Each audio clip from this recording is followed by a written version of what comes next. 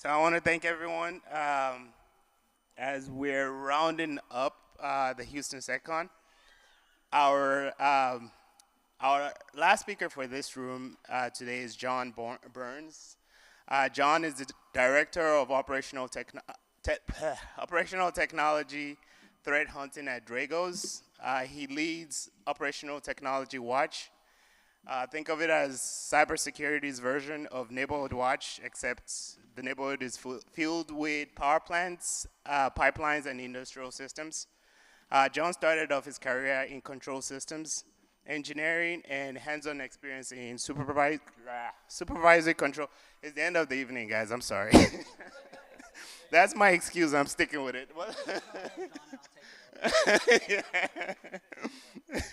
He has hands-on experience in supervisory control and data acquisitions experience with Shell Pipeline.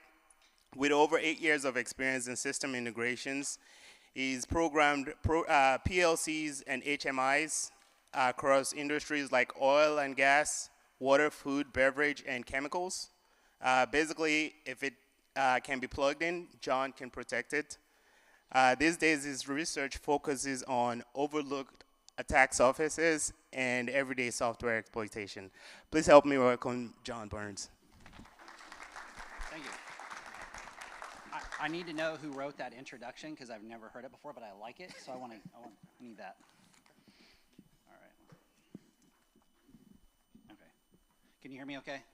Great. Okay. I'm John, Director of OT Threat Hunting for Dragos.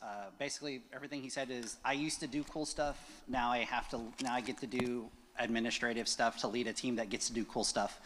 But I still get privy to the knowledge, so it's fun. Today, I'm going to talk about an attack that happened to a small utility in the United States from a threat actor that's international, based out of China. And I'm just going to kind of talk through the basics of that attack and then kind of go through some lessons learned. Back when I was actually doing fun things like threat hunting, I actually did the part of the threat hunting for the investigation into the attack, which is where I've got a lot of the inside knowledge on. Did it work? Okay, there we go. So the threat group I'm talking about is called VoltSite. It's a threat group, that's the name that Dragos tracks it under. It's also related to Volt Typhoon and Bronze Silhouette. It's closely related to those. So if you've heard of those names, same group essentially. It's based out of China. It's believed to be a CCP group that is targeting US critical infrastructure and economic and national security targets. It's going after many utilities and other agencies. It uses a lot of living off the land. I talk too fast, I gotta slow down. It uses a lot of living off the land techniques and legitimate credentials, VPNs, remote access, legitimate stuff. So it's very difficult to detect it. It makes it hard to find it when it's actually in an environment. So they take their time in gathering the intel. They go very slow. They have very long dwell times in environments, even longer than the average. The average in an OT environment is about 6 months from initial compromise until the action takes place that affects the environment. They're spreading this out longer, over 300 days in an environment without even taking an action yet. So they are taking their time and gathering the intel.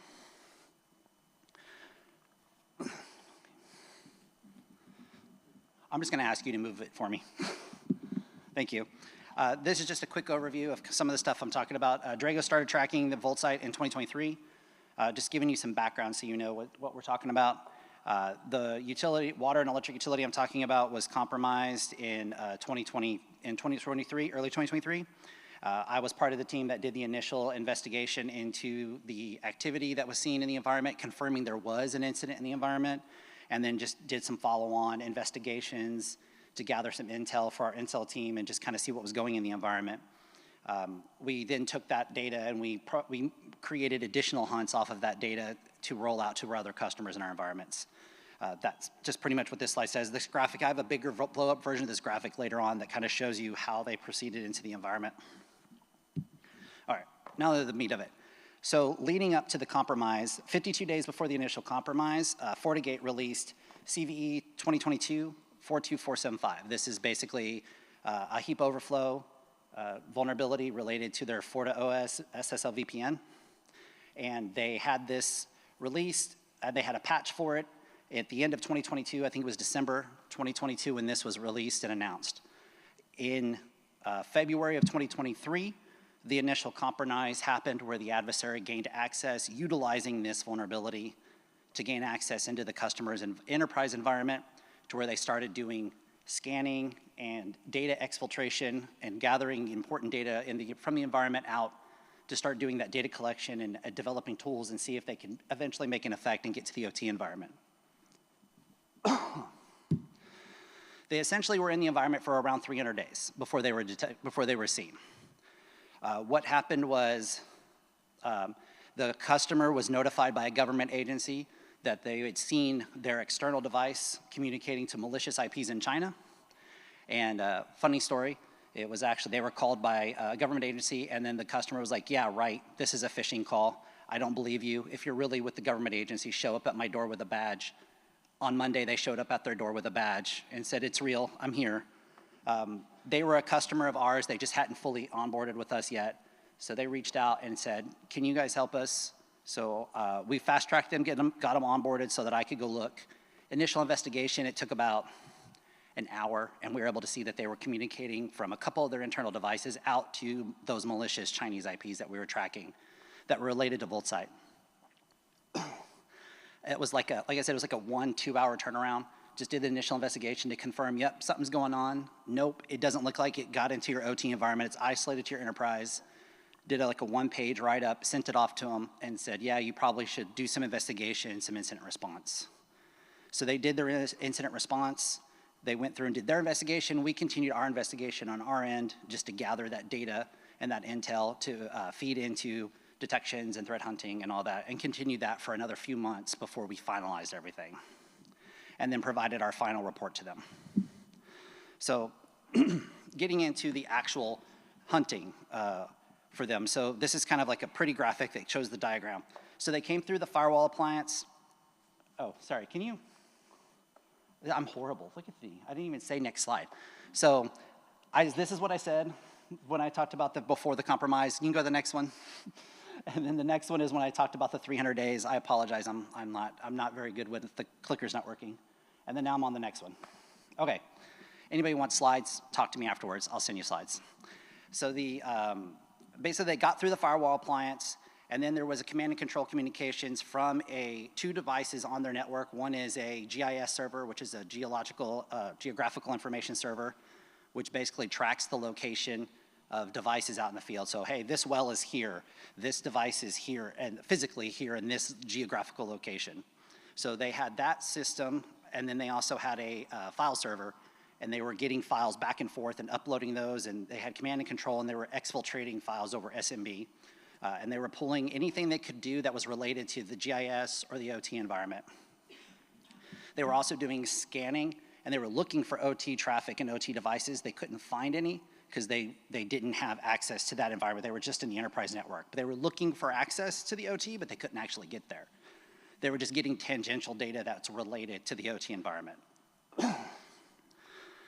So we kind of discovered the attack after they reached out to us. We discovered the path they were going through, the devices that were compromised. And then they went through and we found it was like the HTTPS going to the command and control, and that they were using the port 443 TLS with the data going between the hosts. I think they were also using TeamViewer for some SMB exfiltration as well to get the files out of the network. You can go to the next one. All right, so we'll get into the lessons learned. So anybody, I don't want to go over everything if you've heard it before. Has everybody heard of the 5 critical controls?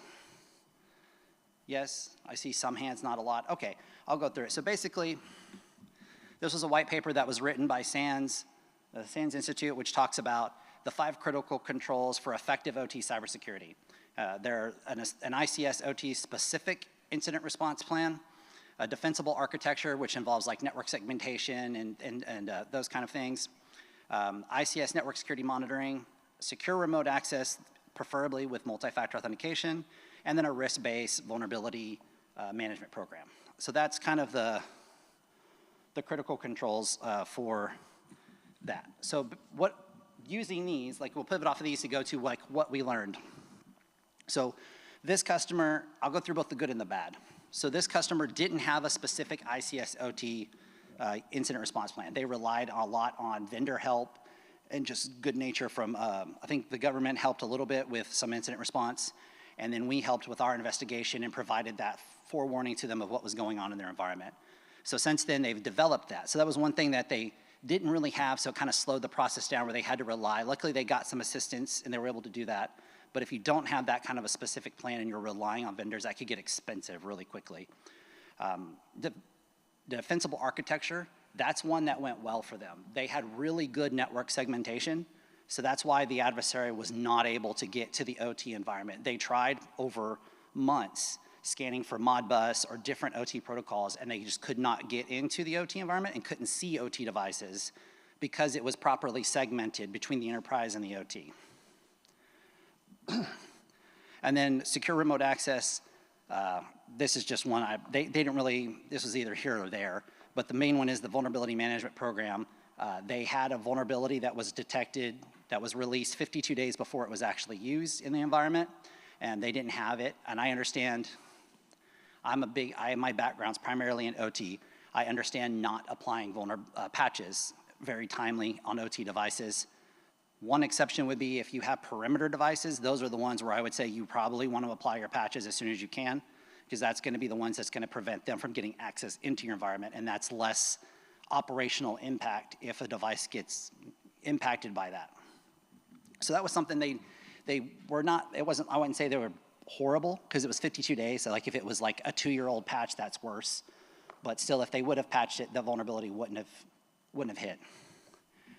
They also didn't have ICS network security monitoring in place. They were in the process of putting it in place.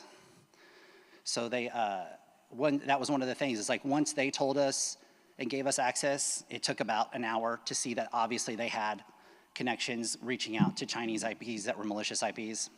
And that didn't take very long at all. So that was kind of one that's a 50-50. It was not as good, but they were on the way there. So it kind of delayed the detection of it.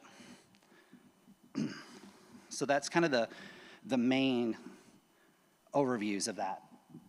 So you can go to the last slide. Thanks. So this is just basically why monitoring is important. This is the big lesson learned. You need to monitor your environments. And the reason that you do is if you don't know what you don't know. So you don't know what's there if you're not looking. There's a popular phrase that I like to use anyways. It's called Schrodinger's ICS. If anyone's ever heard of the old Schrodinger's cat, basically you put a cat and a vial of poison in a box, close the lid. If you don't look inside the box, the cat is both alive and dead because you don't know if they've consumed the poison or not. Same thing with OT environments. we call it Schrodinger's ICS. If you're not looking, your environment is both compromised and not compromised because you don't know.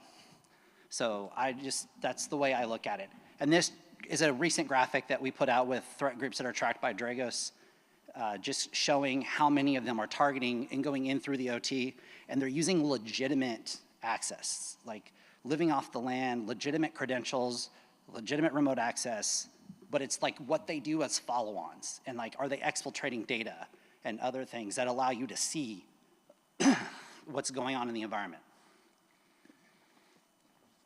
So I am a horrible speaker because I go too fast. So that's pretty much most of what I had to say. It's end of the day, I figure everybody's tired anyways. So I wanted to leave plenty of time for questions, and if you don't have questions, go get some coffee and hang out. Yeah, go ahead.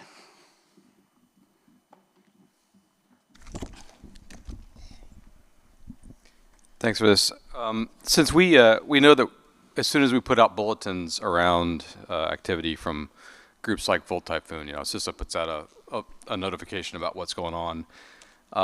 All that activity stops, and we lose all the indicators. So are we actually spending enough time gathering TTPs before we burn this infrastructure so that we can actually have better detection tools, or is this the never-ending story of cat and mouse with Chinese attackers? Yeah. So, yeah, I see what you're saying. We do that. Yeah, we try to. We don't publicly. That's why we don't. Like at least in my organization, we don't publicly say this is the thing we're seeing. This is the exact IP. We'll kind of give you the gist, and like we'll tell our customers that these are the IPs, and then we'll look for them and keep track of them. But yeah, we don't We try not to burn anything. And then we also have partnerships where we get information, and we can't share what that is. But we can still look for it, but we can't share it. So because again, you don't want to burn that source. I say at some point, the method I take is I'd rather burn it and protect the infrastructure than to leave it open. So we had an internal debate. I was getting some intel from our intel department, and they were saying, hey, you can go look for this, but you can't share it with the customer. And I told them, well, if you give it to me and I see it, I'm going to share it with the customer because they need to be protected. So I'm going to tell them they have something, and they can, even if I don't tell them what it is, they can go look in their logs and see it. So I might as well tell them. So at the end of the day, we came to the agreement, yeah, that makes sense. If they're actively compromised, like we don't go publicly say, oh, look for this IP in your environment, like we have it in our intel. But we tell the customers if they have that compromise active, then we will give them that information and say, hey, you need to go look for this. But then we'll also say, please don't share this publicly because we're still trying to track them and we're trying to get further along in our intel. But yeah, it is a constant struggle of finding it and then getting as much information as you can before it's burned so you don't lose that feed, but not allowing them further footholds.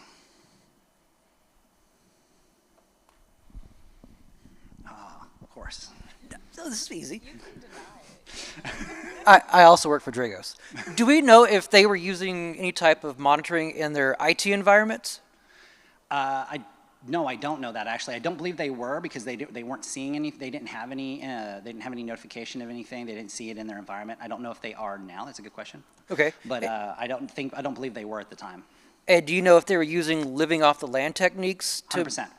So they were using legitimate credentials. Once they were in the environment, they got credentials. They compromised credentials, and then they used those credentials to do pivoting and remote access to other devices inside the network, which is how they got to the GIS server and the other file servers. And then they were trying to get around the environment using those living off land techniques. Thank you. Yep.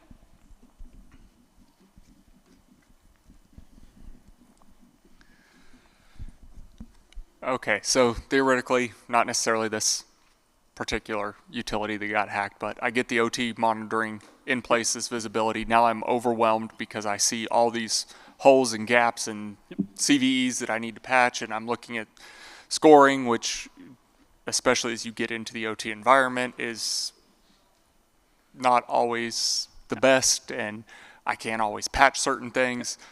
What is my best path forward? What are my next steps now that I see all these holes in these areas that? So there are two things that I recommend typically. One is if you've never done a crown jewel analysis, do a crown jewel analysis. Basically that just says, look at your systems, look at your process, what's the most critical things in my environment that if I lost that or if that went down, that would affect me the worst. Could be loss of life, could be financial loss. Those are the things you want to look at first. If you can patch those, patch those. If you can look for notifications around those, higher priority on those. For vulnerabilities, we do like a now, next, never, which is, if this is something you should patch now, then or the one after your nows are done, or just never. I take it a step further than that. This is one thing I recommend on top of that, is when you look at your nows, look at don't just look at, oh, this device has this vulnerability. Look at what that vulnerability is and what that communication is for that vulnerability. Oh, this is over Modbus, or this is over this port. See if that device is actually communicating over that port. If it's not, you can wait. And then if this device, if like 5 of the devices are actively doing the communication that's listed in the vulnerability, those are actually your highest priorities. Then you can move to your other ones, and you can kind of just like work down from there.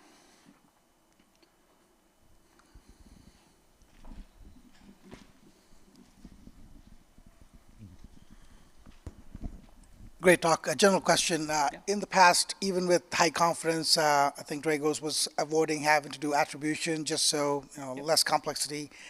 But with increased geopolitical tensions, and in this case, it's a named campaign, if you will, is it changing anything? Is the future changing, not just in general this one, but in terms of attribution, in terms of your research? What's changing in that respect? So we still don't like to attribute to a specific group or to a specific thing. We do it to TTPs, tactics, techniques, and procedures. And the reason we do that is the group's tactics can change And then if you're tracking that group, then that whole group's threat tracking becomes like massive, almost like impossible to keep track of everything. So we do it to a limited set, and if they change their techniques, well, it becomes a new group. And if they're not using the old ones anymore, that group's retired and it's a new one now.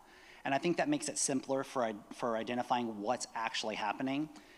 We typically don't attribute to like, oh, this is China, this is Iran, this is whatever, because at the end of the day, it doesn't matter. What I tell, I don't want to be focused and have that analyst bias. I've had people contact us. I've had a customer reach out and say, hey, I've got this device that's reaching out to a Chinese IP. And I said, okay, what's it doing? They're like, well, it's a Chinese IP. And I'm like, I get it, but what's it doing? Because that's the concern. And then when you come and look at it, it's like Microsoft Azure updates that happen to be resolving to China, so it's nothing. I say that to say just because it's in a region, that doesn't mean it's bad. At the same time, that doesn't mean it's good. If I'm looking for a Chinese adversary, they could be compromising US telecom to get to this device. So if I see a US telecom, I'm not gonna immediately go, oh, that's good, that's okay, I'm fine, it's not China. But given, we know what's going on and we know like the geopolitical things, we do start to analyze a little bit more of like, hey, this is kind of suspected to be Chinese related because it is so tightly related to Volt Typhoon, which has already been identified as Chinese, the CCP. So that's why. I mean, you'll see a little bit of it, not as much. It's mainly those ones where it's so closely aligned that it's like obvious. Then we'll just admit, yeah, that's what it looks like. This is why I like short talks. That way people can actually ask questions. Yes, sir. If these people would have been successful in their not being detected, what practical things would they have been able to do, to the utility? Is it a utility company or? Yeah, what would they have actually been able to do had they not been detected? So let's assume worst case scenario, they're not detected, they're able to keep going and get down into the actual OT environment where they can actually access OT devices. So this utility had water and they also had electrical, and they were providing electricity for a large amount of facilities, including government facilities. So they could have theoretically, if they had unfettered access to the OT, they could have eventually figured out a way similar to what was done in Ukraine, where they could have caused power outages and blackouts. You could theoretically, you could break devices by uploading bad firmware that then locks up the device so it can't actually get it fixed, and you have to then go replace it, which is very similar to what happened in the Ukraine in 2015, 2016, when they had those attacks. So that's the kind of, eventually they could have got there. As methodical as they are, if they weren't detected with the C2, they could have took their time and really pulled a lot of data and looked for what was out there and took their time to develop a tool to do something.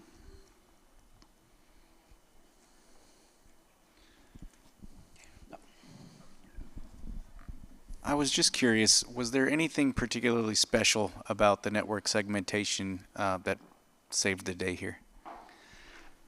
So if you look at yeah, good question. It's just having that segmentation. I go into a lot of environments where give you an example. I've been with customers before where certain sites didn't have a firewall between their enterprise and their OT environment. So I've actually seen PLC modifications programs getting pushed to a device that was doing control system work out in the field from an enterprise laptop that didn't go through a firewall.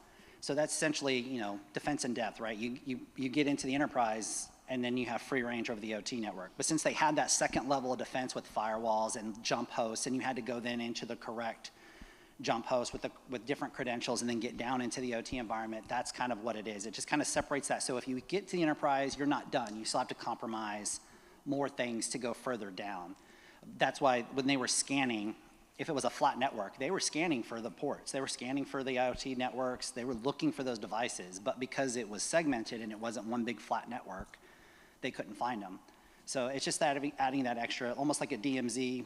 It is not almost, it is. It's a DMZ between the enterprise and the OT network, which kind of protects it and segments it off. So you have separate levels of authentication, separate jump hosts, things like that.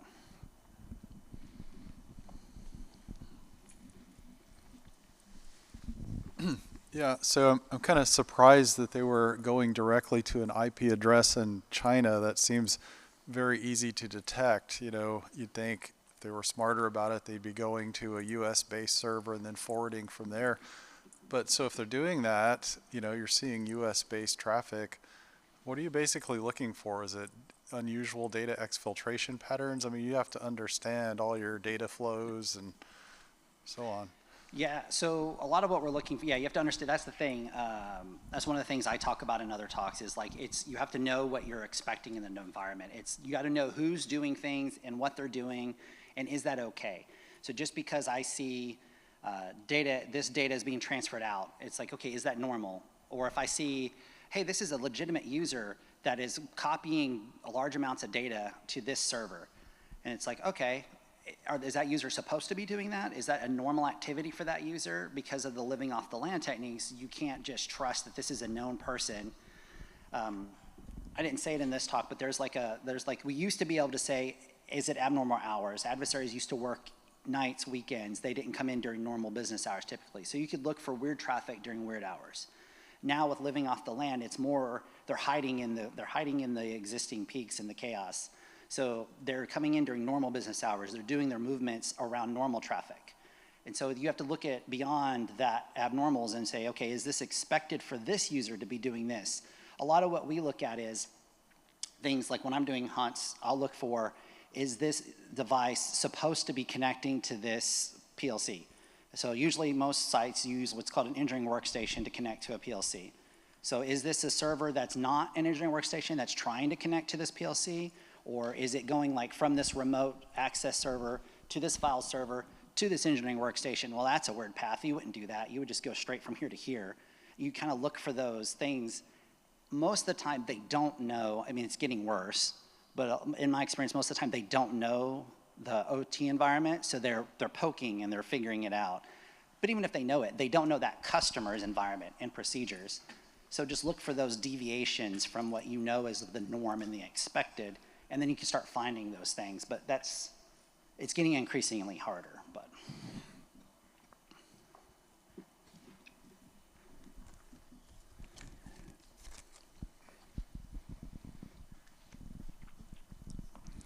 Can you comment on how much VoltSite traffic you're seeing across the Dragos install base?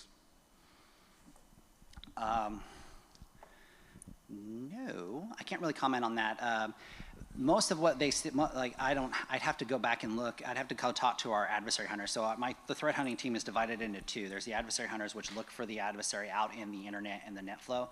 My team looks inside the company's like OT environment. So for me to see it, typically it has to go through their enterprise for me to get to it most of the time.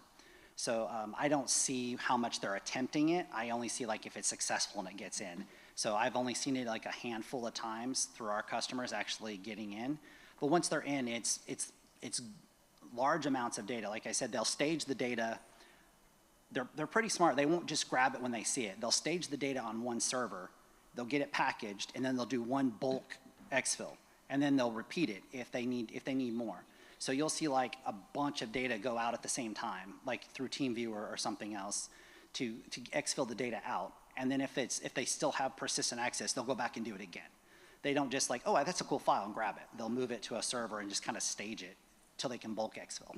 Have you observed them downloading any payloads? Nothing. Or it's all been exfil? Nothing yet. All we've seen so far that I've seen anyways is collection, reconnaissance, grabbing it and pulling stuff up to kind of analyze it and figure out what they can do to try to develop that payload. But that's all we've gotten to at this point. Thank you. Yep. Most of the time, because we track them based on certain TTPs, a lot of times we will see it'll be like two groups. One will be doing the reconnaissance and the exfil, and then one will actually be doing the tool development and deployment. So we may not see VoltSite do the actual deployment. It may be somebody else that we're tracking doing it because it's a different TTP set that's doing that. Yeah. Randy.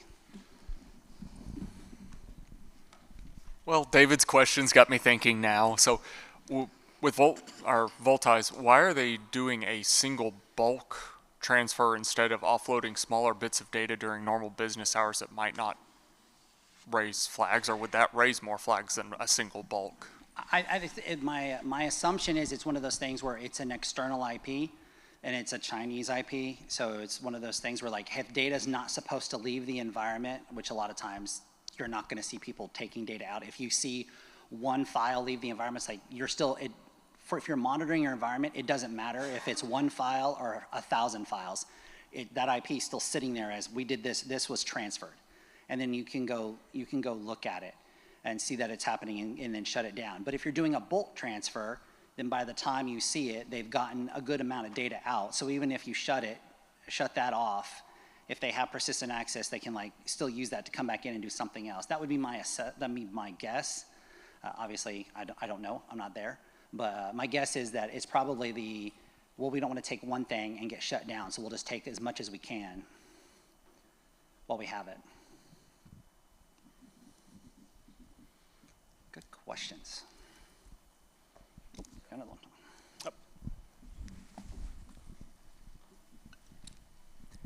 Was there anything that on the human side that could have been done to prevent this from happening? You know, practical things on, you know, that could have been done to maybe prevent this from happening, or this was totally kind of out of the realm of humanity, I guess you could say.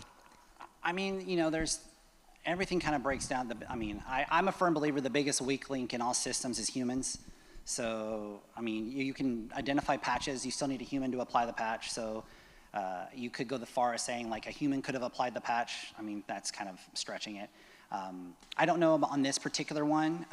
The reuse of credentials over 300 days that's probably a long time. You probably want to have a password reset policy that shortens that. So even if they compromise your credentials, they'd have to re-compromise them again, like say after 180 days or whatever, to where you can kind of like break that down to where it makes it harder. But most environments, maybe a password reset once a year, if that, typically, especially OT. But this was enterprise. But I mean, things like password management, things like that probably could have helped.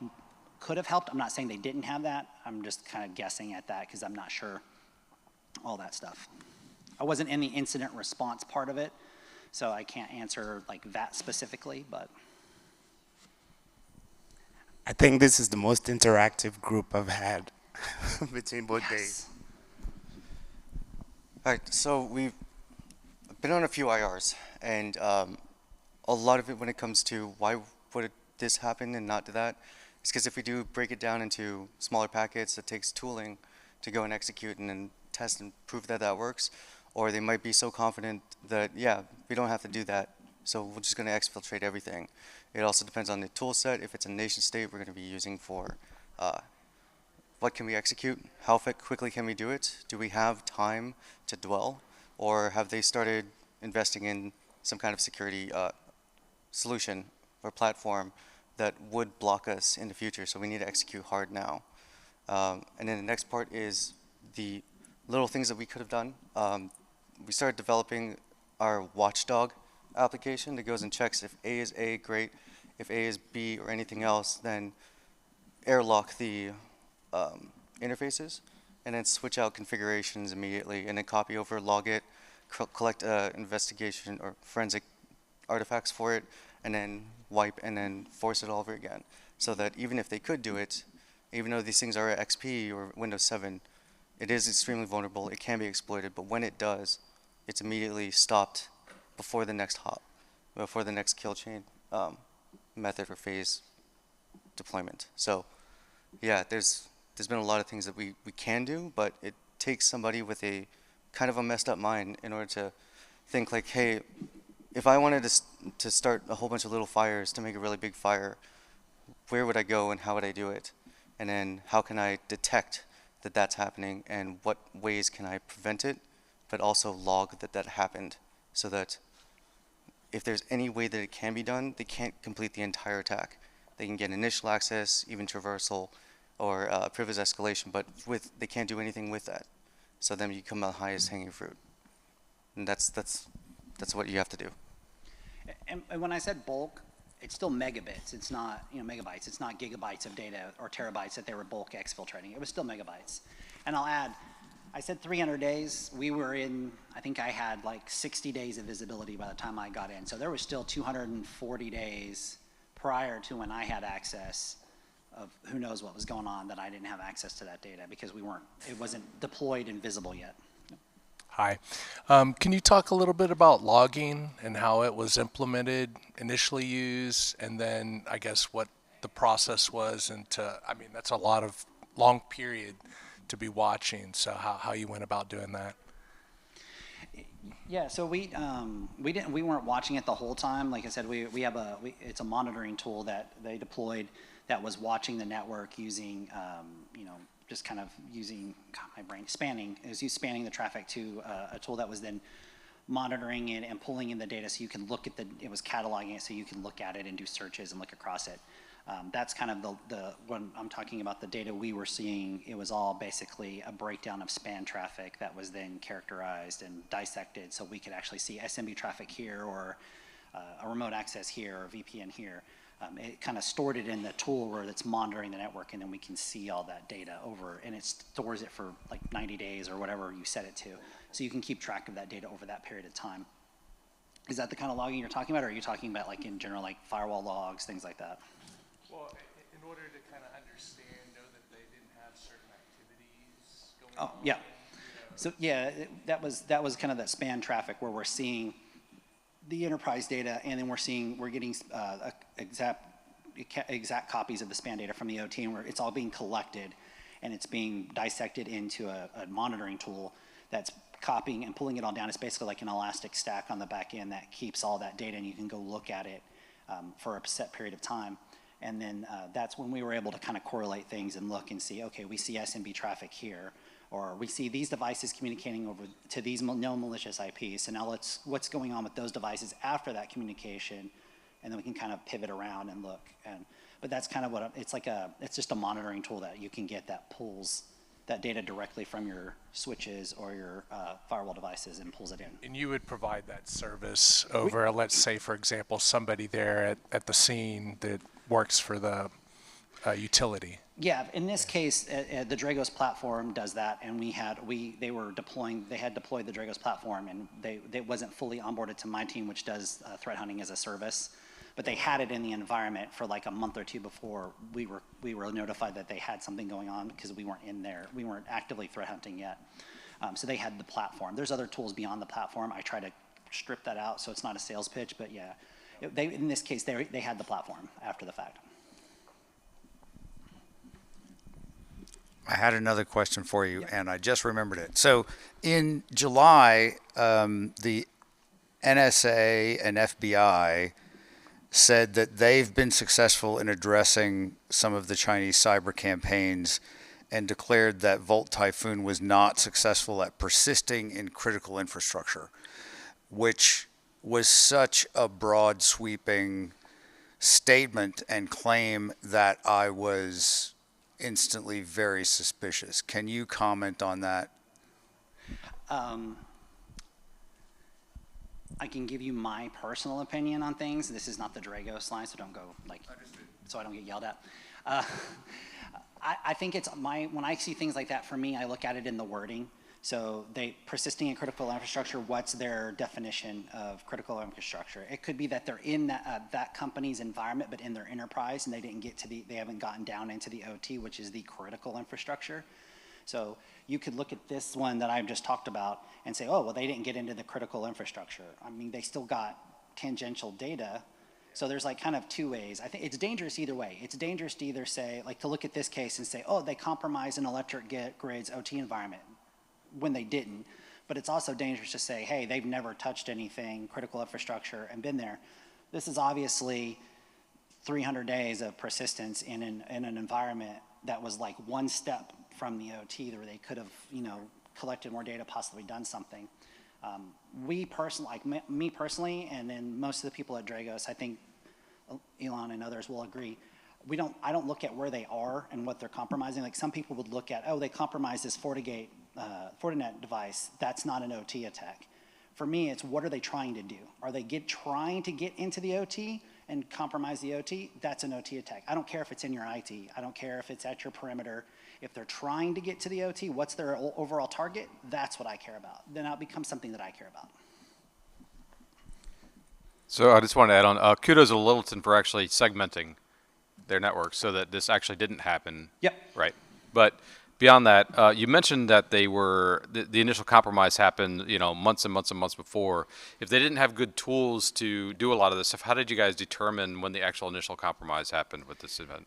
Yeah, so it was in that my brain. It was in the firewall logs and in that incident response when they were looking at the NetFlow data, like when you go back in time, like how far back was this edge device communicating out to those malicious IPs. That's how they were able to go back to. That's why I say around 300 days. It's like it was around February of 2023 is what we suspect is when it happened, and it's just going into that. It's not in internal, like our platform, it's like in their logs or in like NetFlow data out in the internet where you can kind of go back and figure out roughly where it was happening. So that was from an external Yeah. look at it. Got it. Yep, yep. Anybody else? I'm not going anywhere, so if you're shy, you can just come up and grab me after I'm done and I'm fine. All right, well, thanks everybody.